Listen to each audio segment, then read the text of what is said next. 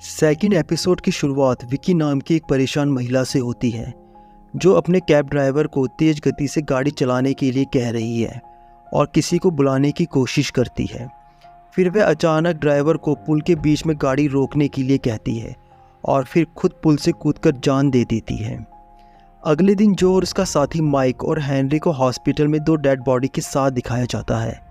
इन लोगों ने सोचा कि एक आदमी मारा गया है और विकी ने आत्महत्या कर ली है, लेकिन उन्हें आश्चर्य हुआ जब हेनरी ने उन्हें बताया कि एक व्यक्ति एक दुर्घटना में मारा गया है, लेकिन विकी को किसी ने मारा है। उस रात हेनरी बाइक से पुल पर गया और जैसा कि उसको अनुमान था उसे वहाँ 2 उंगलियों के निशान मिले जहाँ से विकी ने छलांग लगाई थी।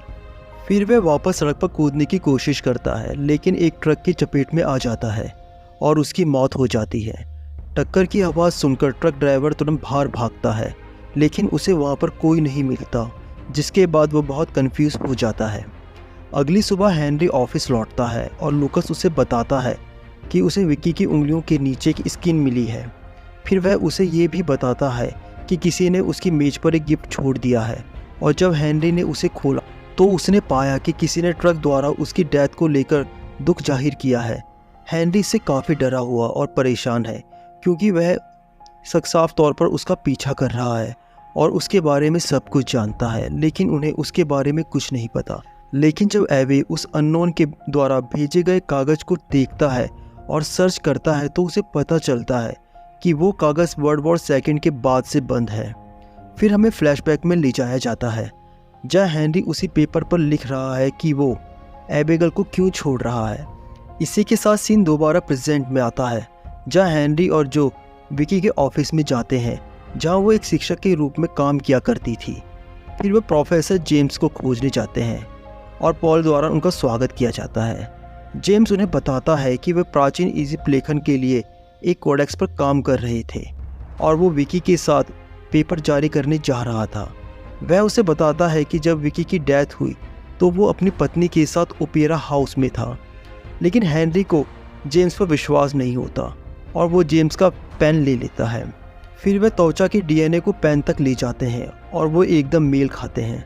फिर जेम्स को हिरासत में लिया जाता है और उसने खुलासा किया कि उसका विकी के साथ अफेयर था, लेकिन यह महसूस करने के बाद कि वह एक युवा महिला का जीवन बर्बाद कर रहा है, उसने ये सब बंद कर दिया। और उसका ये भी मानना है कि विकी ने खुद को मार डाला क्योंकि उनके बीच संबंध टूट गया था। लेकिन हेनरी का अनुमान है कि उसके नाखून पर पाई गई त्वचा संभवतः यौन गतिविधियों के कारण थी और उसके दांतों में एक और त्वचा ढूंढने के लिए वो वापस चला जाता है।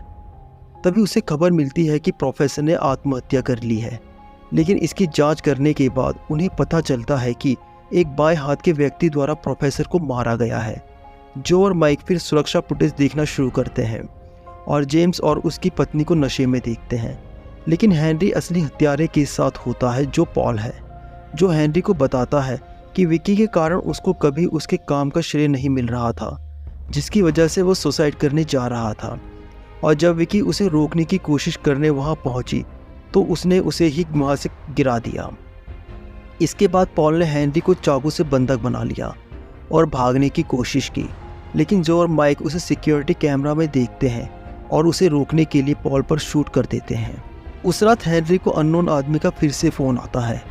उस आदमी का कहना है कि उसे इस बात की जिज्ञासा थी कि हेनरी लोगों की परवाह क्यों करता है। फिर वो कहता है कि वो ऐसा इसलिए करता है क्योंकि हेनरी अभी एक बच्चा है जो 200 साल से जीवित है।